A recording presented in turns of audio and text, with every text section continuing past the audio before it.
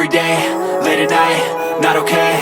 All I want, and I pray, all I need are some better days. Fuck me, I'm looking in the mirror, so foggy, but I've never seen clearer. I don't really think anyone can save me, and honestly I'm not really sure I want saving. I like to be my own worst enemy. There's no risk if you don't try at anything, so I'ma just keep buying everything. See you in the next life, have to be a better me. I don't think that my head's on straight, gotta flip it and grip it and go and get an x-ray.